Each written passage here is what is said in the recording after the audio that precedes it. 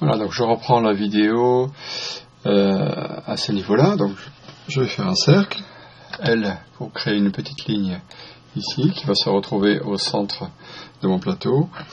C au clavier, entrée pour faire un cercle. Je donne le diamètre du cercle, 125 au clavier. Et comme je veux 40 segments pour aller autour, je fais 40 au clavier, S, ici en bas, 40 S, 40 segments pour faire le cercle, entrée. Alors maintenant, j'appuie sur espace pour sélectionner, non pas celui-là, mais celui-là, voilà. Celui-là, pousser vers le bas. Deux fois, clic, clic, clic, clic. Ah, ça n'a pas marché. Voilà. Le double-clic ne marche pas toujours. Voilà, ça a fonctionné. Maintenant, je vais créer le chanfrein qui va venir autour. Alors, je vais supprimer ce petit cercle, là, j'en ai plus besoin. J'appelle la touche E pour avoir la gomme, pour effacer. Et j'efface ce dont j'ai plus besoin. Donc, pour effacer, je peux soit sélectionner, c'est-à-dire en cliquant, par exemple, si je viens ici, je clique sur cette surface-là. Ici, je clique sur le cercle en faisant un simple clic, ou alors je fais un glisser, c'est-à-dire que je clique dessus, un glisser, c'est-à-dire je clique ici, je maintiens ma souris enfoncée, je glisse et dès que tout ce qui touche dans mon passage va être sélectionné et je lâche. Là, par exemple, pour faire ce trait-là, je peux faire un toucher, je clique, je glisse et je lâche. Voilà. Maintenant, je vais faire le chanfrein qui va venir ici. Alors, il existe plusieurs manières de faire le chanfrein. Là, la manière la plus simple pour faire le chanfrein que sur le bout, eh bien, c'est carrément de construire les deux arêtes. Alors, je vais faire un... Ah, j'aurais dû le laisser, ça, tout à l'heure. Cercle. Ici, diamètre 120.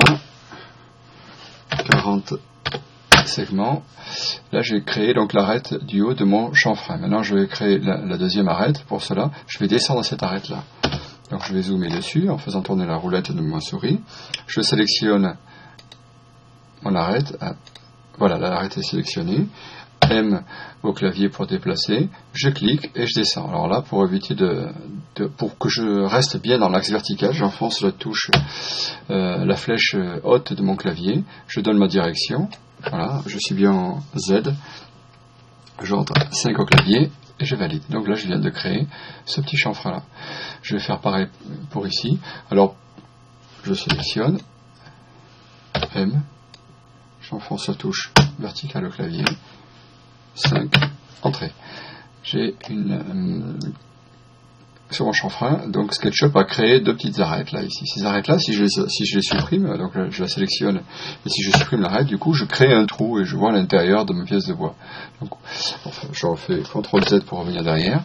Là, si je ne veux plus les voir, ces arêtes là, eh bien il faut que je les masque. Pour les masquer, j'appelle la fonction gomme au clavier avec le E. Et j'enfonce la touche CTRL de mon clavier, et en la maintenant enfoncée, je passe sur les arêtes que je veux masquer. Voilà. Si je fais pareil sur cette arête-là, par exemple, cette arête-là, elle devient masquée, elle devient visible. Donc ça peut être pas très cool dans mon cas précis. Donc cette arête-là, la dernière arête, celle-là, je la veux. Les autres, je les voulais pas. Donc je fais pareil, ici, je sélectionne mon arête, M pour déplacer, j'enfonce la touche flèche du haut pour aller vers le bas. Je renseigne 5 au clavier et j'ai fait mes chanfreins de ce côté. Voilà. Je zoome arrière, j'enfonce la roulette pour être en orbite, là, pour faire ce côté. Donc pour aller un peu plus vite, je vais sélectionner toutes les arêtes et je vais les descendre en même temps. Donc je clique ici, je sélectionne celle-là. Pour ajouter à ma sélection, j'enfonce la touche CTRL. Et on voit qu'il y a un petit plus qui se dessine juste à côté de ma flèche de sélection. Je clique. Et je clique. Et donc là, du coup, je viens d'ajouter à ma sélection ces trois éléments. J'enfonce la touche M au clavier pour déplacer. J'enfonce la touche F, de la flèche supérieure pour me déplacer que dans les Z. Je renseigne 5 au clavier et je fais entrer. Ici, pour enlever cette arête, gomme. J'enfonce la touche CTRL et je masque cette arête. Voilà. Donc j'ai fait les chanfreins sur les pièces du haut. Il ne reste plus qu'à supprimer ceci. Voilà. Ça, j'en ai plus besoin non plus. Très bien. Et on va faire pareil de l'autre côté. Espace pour revenir sur la fenêtre de sélection. Ici, je vais créer des composants. J'enfonce la touche G du clavier. Entrée. 1, G. Voilà. Entrée. Ça n'a pas marché. Je recommence. G. Entrée. Il veut pas. Bon, alors, clic droit. Clic droit. Créer un composant. Je l'ai pas là. Modifier le composant. Donc il est déjà créé. Ah bon, ça a marché. Je m'en suis pas rendu compte. Ça a marché. Donc là maintenant je prends ce composant là. Je vais l'éclater. Voilà. Tous ces éléments là, je les éclate aussi pour avoir des surfaces. Voilà. Je fais un petit trait. Ici. Tac. Un cercle. Diamètre 125, entrée, 40 segments, pousser, je tourne, je pousse et je pousse. Voilà. Je fais comme ça aussi.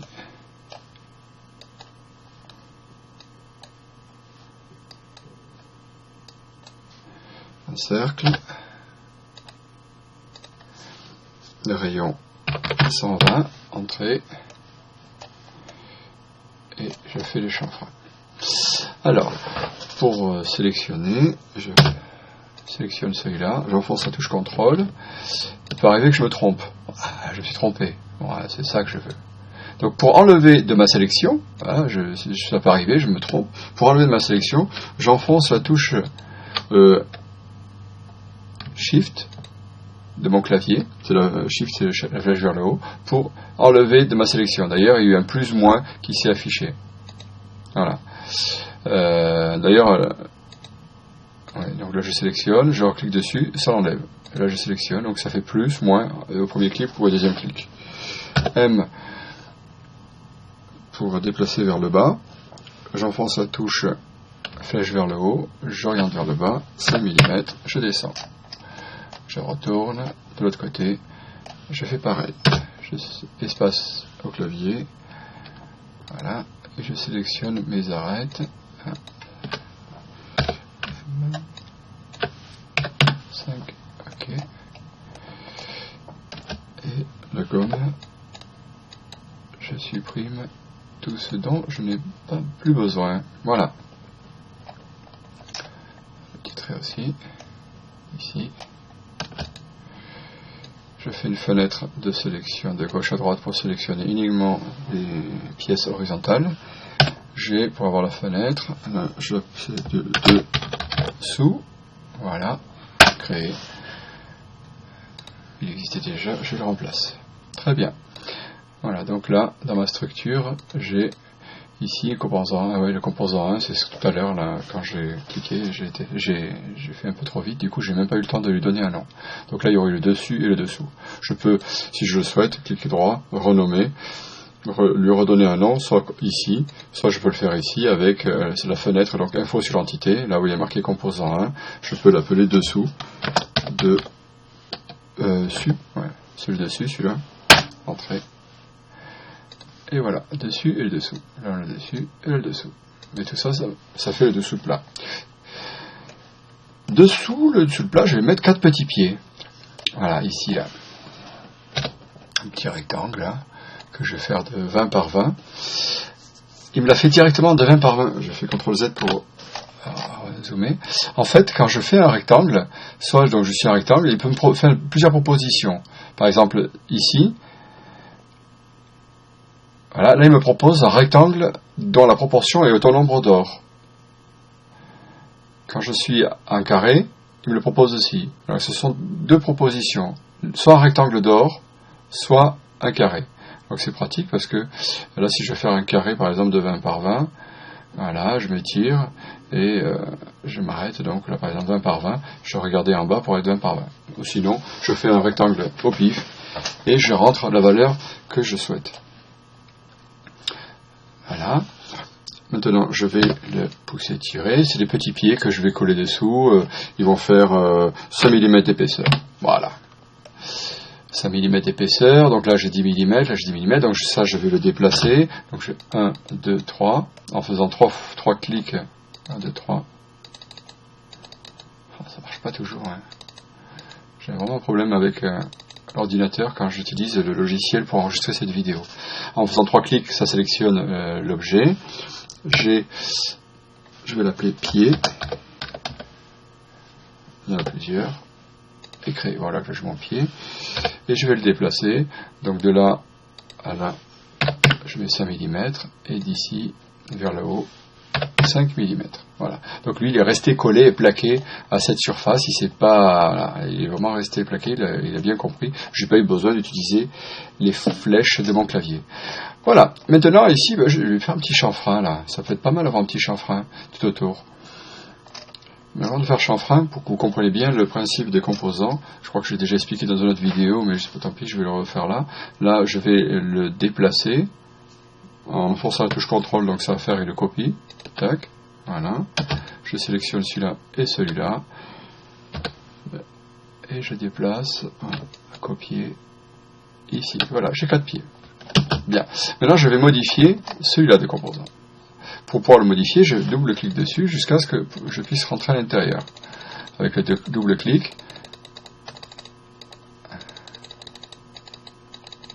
Oh la vache, j'arrive pas à rentrer dedans en double-cliquant avec... Modifier le composant. Voilà, en double-cliquant, normalement, on devrait arriver à ça.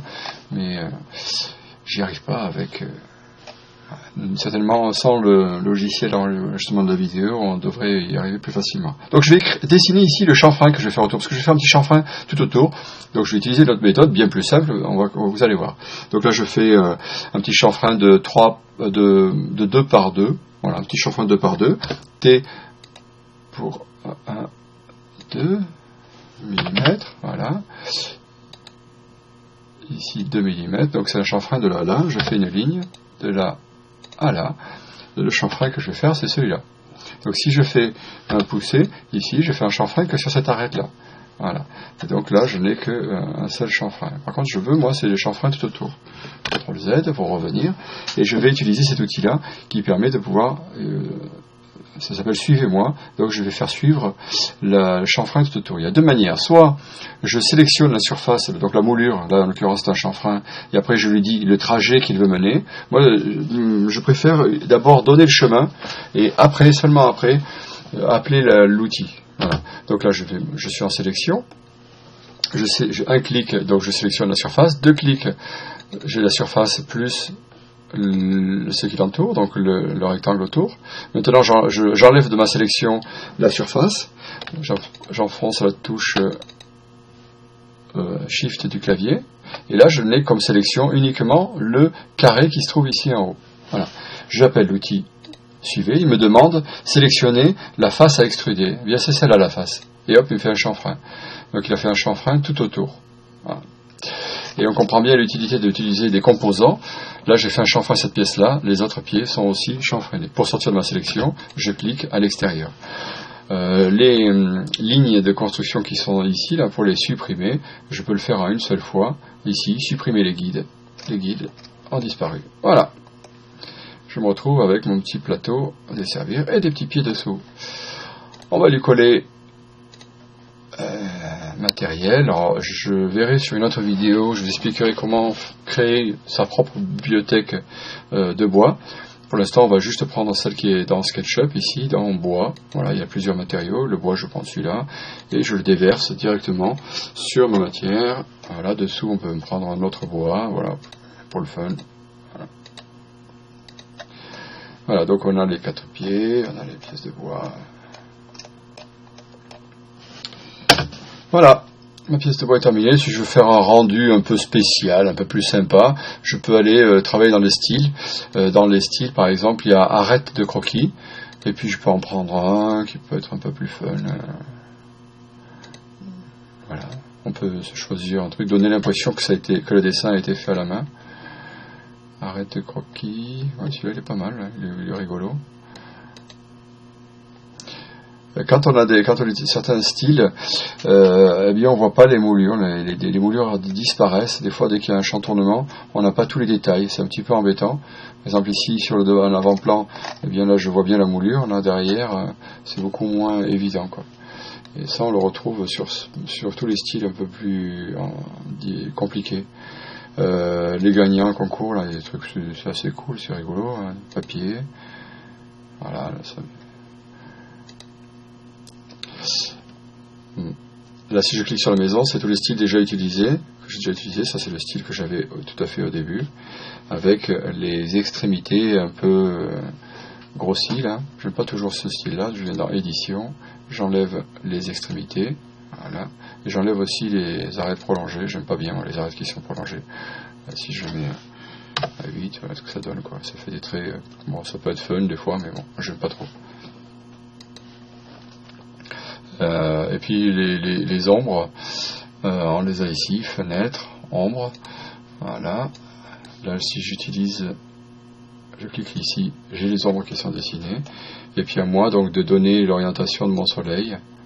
Ici, voilà, je peux donner une orientation de soleil, plus ou moins foncée, l'ombre, et voilà, une orientation plus ou moins basse.